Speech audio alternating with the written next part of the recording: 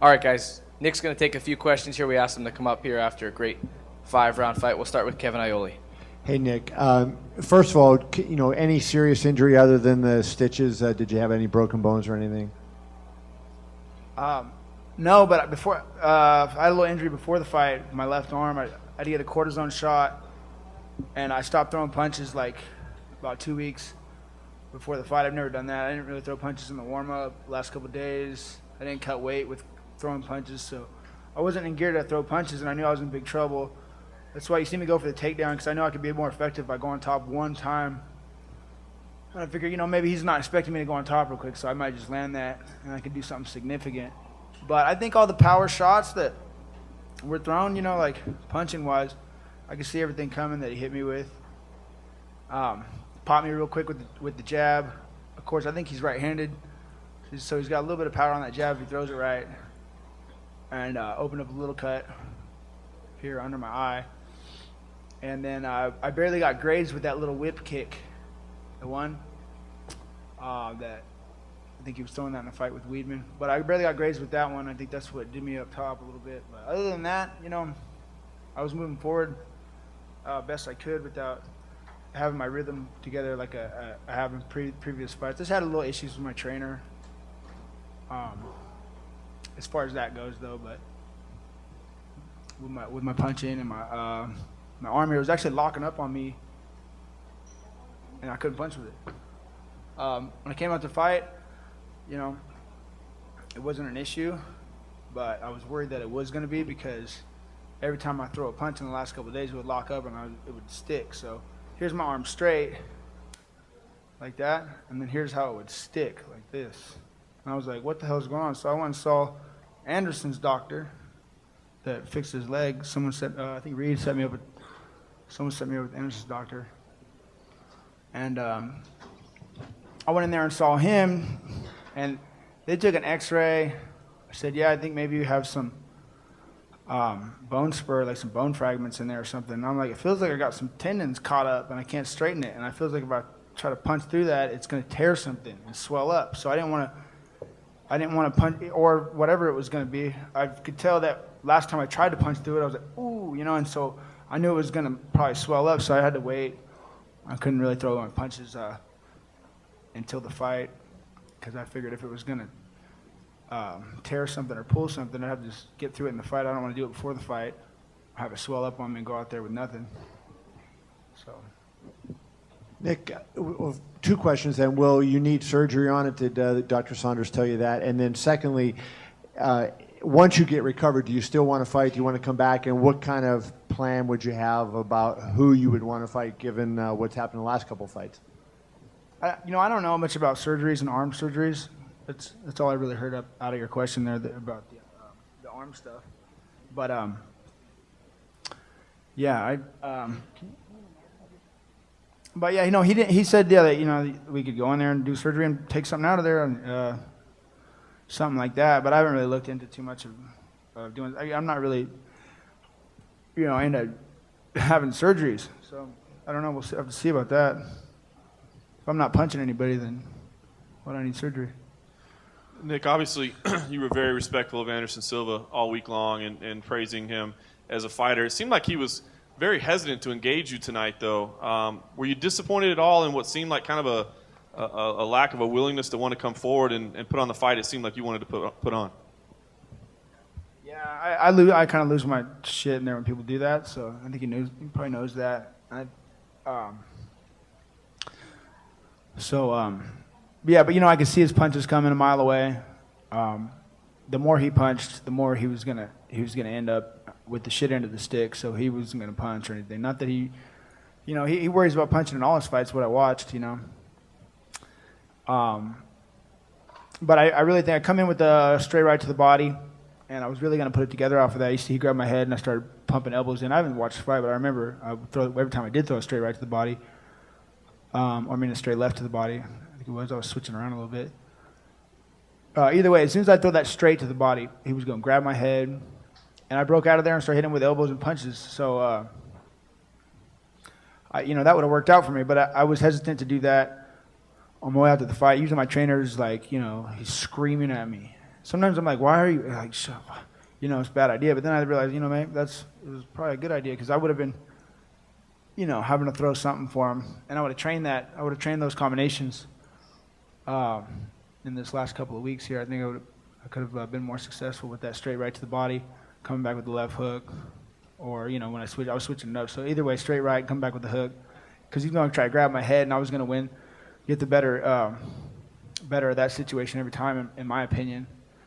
And, you know, there's a couple things I regret, like, you know, whipping kicks out there and you know, fooling around the first round. Because I'm sure the judges don't like that. I don't know I don't know how people feel about it either. I don't even know how I feel about it when I don't watch the fight. I don't know if people are like, yeah, I had you on these rounds. I don't know what the judges are thinking. Or I know how I feel at the end of the fight. I'm like, well, you know, I don't know what the judges are thinking, but I'm like, I definitely pushed forward the whole time, so I don't know. I don't know how they judge fights sometimes, you know, because nowadays they're adding scoring, and sometimes they go like, oh, damage, and sometimes they go, oh, this guy did more work. You know, it's like a whole new ball game right now in this last couple of years, but I've been in here for at least 12 years or so where it's a whole different story. That's why I was even spouting off. For some reason, I always spout off about Sean Shirk because, you know, I think I got the takedown in that fight, got more punches, and moved around. But he worked harder and threw a lot. And they're like, oh, well, the judges like that because he, you know, kind of like right in front of your face. I'm like, that's all I did. It was like nothing hit me. I was like, hey, and you know, I think I could have won that fight. I think I did win that fight, but. Same with a lot of fights, but I get real confused on how to win a fight out here initially, and then nowadays, you know, you can see when you watch that they're counting strikes and doing all that stuff. So I don't know what was what until I see it. I don't know how many punches were thrown, landed, or what, but I just know that, you know, I could see this guy's punches. He didn't, you know, I don't think he could have finished me. I think if anybody was going to finish anybody, it was going to be me finishing him. But the thing is like. I just, you know, the only way he's going to do a finish on me is if I come in doing something stupid. So, you know, on account of that, I think I stayed back a little bit more than I should have. And, you know, on account of not having my trainer help me put my punches together, I think I know he's sitting at home going, see, that's because I wasn't there. You know, and it's like, yeah, I know I pretty much, you know, saw myself sitting here. You know, with that mindset, like, what's my trainer thinking right now? Because he's, you know, it's like, see what happens? You didn't bring me along, you know. But you know, I love my trainer, and it's just things have been rough. You know, when you get older and real money starts coming out into this, it's like it's hard to work these things out and organize these things. You know, but I was lucky to have a you know, an excellent team behind me. My agent Lloyd Pearson. And, you know, Cesar Gracie, he always comes through for me no matter what.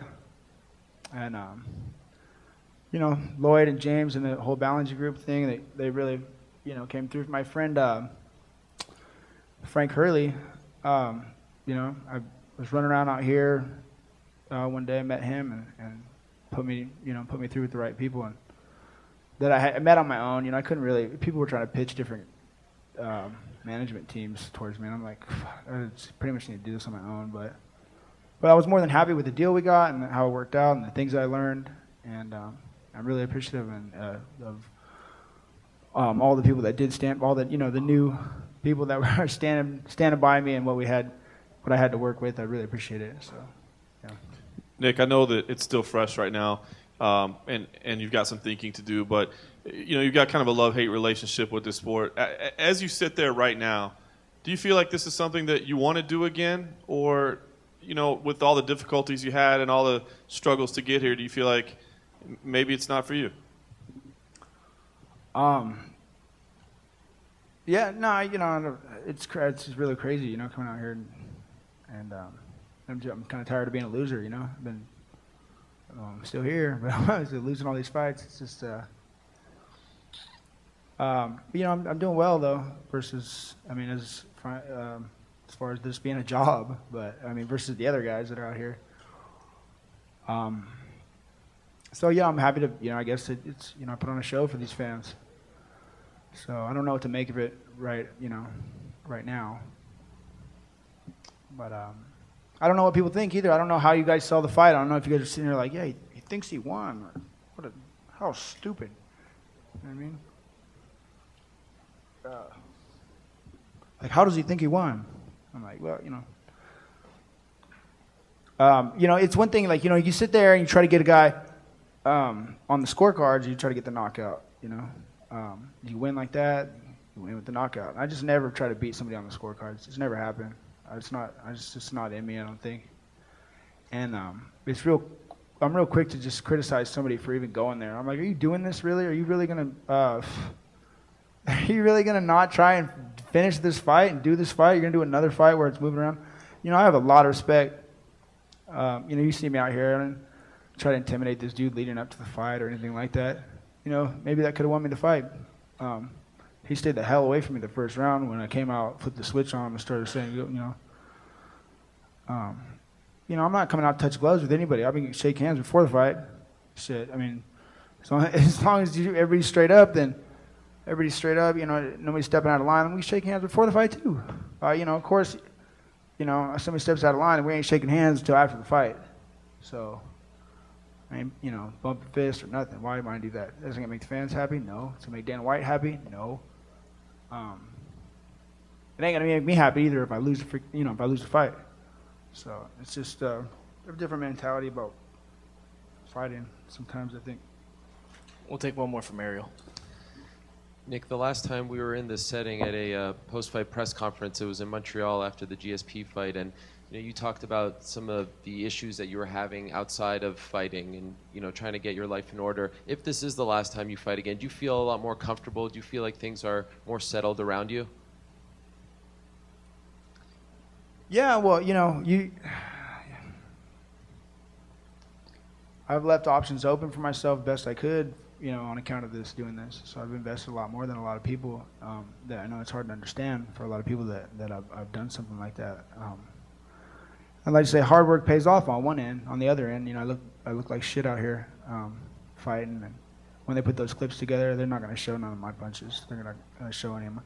They're going to find whatever they can find that happened out there on the other end of it, and they're going to throw that up.